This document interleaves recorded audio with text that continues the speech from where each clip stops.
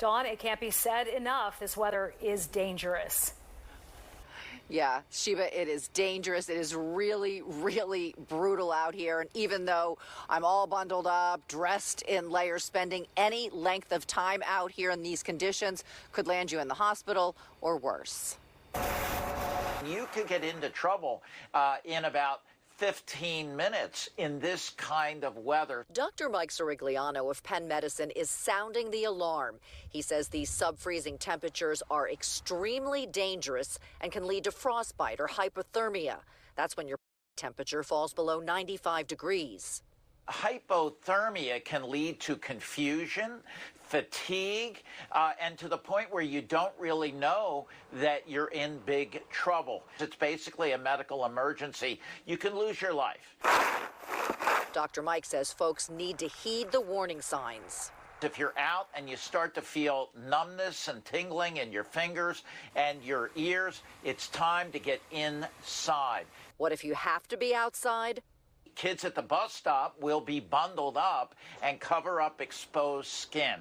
And remember, you can get frostbite of the nose and the ears, so you have to cover up your face. Of course, taking care of yourself and your loved ones is number one. But don't forget to make sure your car is ready for these brutal conditions. Bill Michaels of Havertown Automotive says checking your car's battery is key. When you go to start the car cold, does it sound like it's not cranking over as fast as it normally does? Is it laboring when it's trying to crank? And if so, then the battery's probably weak. Michael says that could signal you need to replace the battery. Here's a new tire.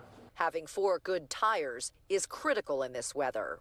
You want a nice all-season tread, and the fine squiggly lines is called siping, and that's where you get your grip from. Michaels also says the extreme cold can cause your tire pressure to take a nosedive, so keep an eye on it. If you open your driver's side door, the label's there. It tells you what is the recommended pressure. So you want to stay right in that range. Having good windshield wipers is important, and making sure your wiper fluid is full. Michael says a lot of it is just common sense. Make sure the vehicle's running well before you try to drive in the bad weather. Good advice. And if it's too cold for people to be outside in this weather, it's too cold for your pets as well. Bring them inside. And if you walk your dog on a salted sidewalk or road in your neighborhood, make sure you wipe their paws off really well, because if they lick their paws like my dogs do, then they could ingest those nasty chemicals, which we don't want either. Sheba and Jason? Good reminders, too, yeah. I mean, I feel like our dogs can't be out there longer than the time it takes them to go pee. And that's it. Come on back in, because it's dangerous. Exactly. Yeah. Those were some great tips, especially with the tire. Yeah. You know, I always forget that. Yeah. Dawn, thank you.